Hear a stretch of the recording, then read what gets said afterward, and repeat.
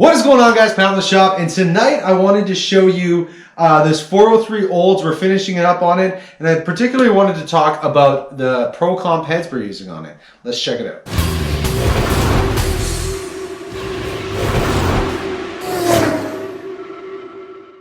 So I finally got everything sorted out with this 403 Oldsmobile. This is for a 79 Trans Am.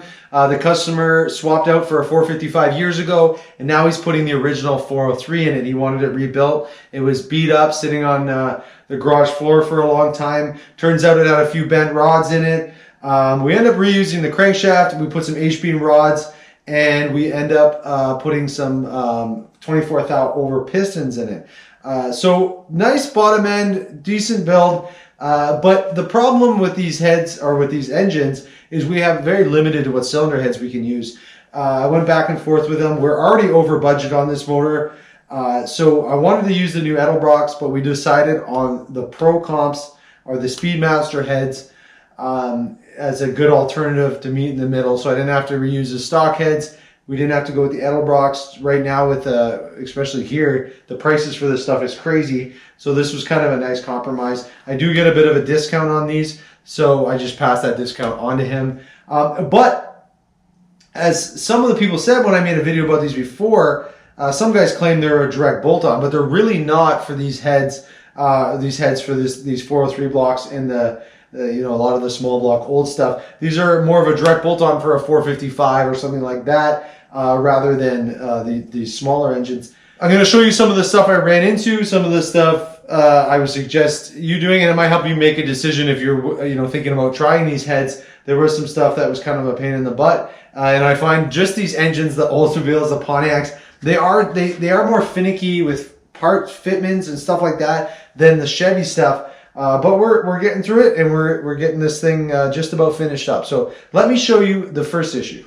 So the first issue we're going to address is the mechanical fuel pump. Normally the mechanical fuel pump bolts right here. The factory head is kind of notched out, and these are raised sections here for the accessories. But the question being is, can you make a mechanical fuel pump work on here? I'm going to grab one right here and show you what that's sort of supposed to look like when it's bolted up. So when you look at it, get that in there. It looks close. It looks like, okay, we could grind a little bit, make it work. Some guys claimed you can do that. So what I did is I bought a spare head, because as I measured from the inside, I thought I was getting close to hitting water in here. So the head is real thick at the bottom, the deck surface here, but it gets thin in where the water passages are inside. So I was worried if I started grinding, I was going to hit one of those. So I wanted to get a spare one of these set of these heads, or at least one of these heads, to practice some things on, drilling out the head bolts, maybe doing some porting and things like that on.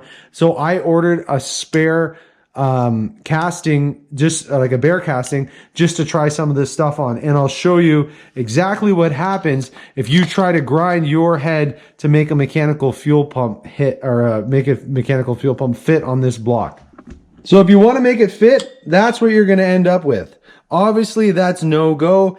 Could we weld this up and then put it in a milling machine, fix it all up? Yeah, quite possibly. But that's not something I'm going to be doing on this engine. We're going to be running an electric fuel pump and a block off plate on the block. So anyone wondering how much material has to come off to make a fuel pump fit?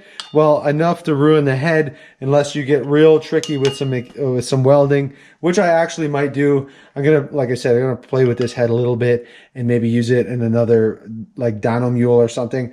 But for now, this head is ruined. Mechanical fuel pump with the Speedmaster heads. No, there is no small enough fuel pump, mechanical fuel pump, that will work. If you try to grind it, you will ruin your head. Okay, the next thing with the 403 is it uses a 1/2-inch head bolt. So what you're going to have to do is drill these out. The ideal drill bit size is 17/32 for that. The best thing to do is to do that on a mill.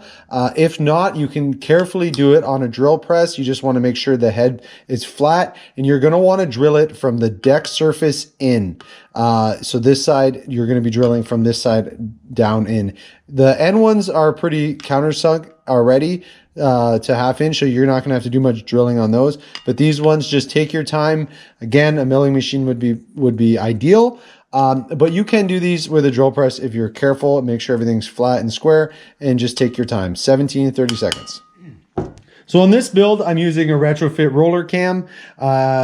The thing you got to watch with these heads, if you're using a 3/8 push rod, is you're going to want to elongate the push rod hole at the bottom, because I found it would just touch the edge of that hole, and I'll show you over on the other one how I did that.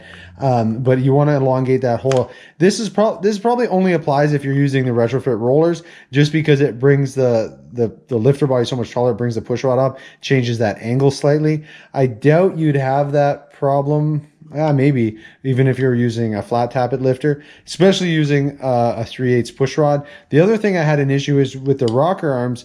I had to add a little bit of clearance to the body of the rocker arm, because I found it was also hitting the 3/8 push rod. So a little clearance there and a little clearance there. These are things that are going to save you time when you're trying to mock this up. If you can do it beforehand, unlike me where I had to take it apart multiple times and make sure I had that figured out before it went together for final assembly. So if you take, I just used a Tootsie Pop, and see here where I elongated the hole towards the intake side surface. So it's where the intake sits. You want to elongate the hole here. That's how it is normally. That little bit of clearance is all you need. That's all it took to not have any issues with the 3/8 push rods. The next thing to address is the intake manifold. So we went with an Edelbrock 7111, which is a Performer RPM intake. The port size on these heads is quite large. So on this intake, let me flip it around and I'll show you. You can see they're a sized quite small compared to the head, but it gives you lots of room if you wanted to port match it. So this intake gasket's pretty close to what that cylinder head is. So you can see there's lots of room to port match it. So you don't have to worry about alignment with the mismatch of the 455 heads in this intake. So the intake kind of solves that problem. The issue being is this intake is going to be sitting about 2 inches higher than the factory intake. So we're going to have to do some work and make it work with the air cleaner and the shaker hood on the Trans Am. But we'll figure it out. The guys have done it. They've cut the bases down and stuff, so we'll make that all work. I kind of want to modify the air cleaner and try the air cleaner on the dyno as well when we eventually dyno this thing. But it's gonna look nice, I think, with this setup compared to what he had, and we should be able to make everything work. So there you have it, guys. Our 403 is just about done here. I don't know when it'll be on the dyno. I have some stuff coming up. Some big things are happening here, so you'll find out soon why things are going to be delayed. But we're going to be buttoning this thing up. It's kind of a bummer we can't use the mechanical fuel pump, but I kind of figured so. That's why we had the sacrificial head over there. But now we know for certain that there is, from what I understand, no fuel pump that will work with these heads. Drilling the head bolts, not a huge deal. Don't forget to elongate your push rod holes because so you don't have to get the heads on and find out later. And just make sure you check everything. These heads are a decent casting. I disassembled them all, checked everything. I back cut the intake valves. But I did no porting work on this set. I'm going to practice some porting work on that when I get some time. But this set is just going to be as cast as it is. And I haven't decided how much I'm going to do on the intake manifold. But it'd be interesting to see if port matching it would make that much of a difference from what it is. Because there's a lot of meat that could be taken out of the intake. But I'm not 100% sure with a mild build how much of a difference that would make. If you have any questions, comment below. I'll put some links to some of the parts we use down below for this build. And if you have any more questions about it or want some more information, just let me know. But I will be buttoning it up soon and getting it ready to go on the dyno eventually. So let me know. Don't forget that like and subscribe button. I'll see you on the next one. Thanks, guys.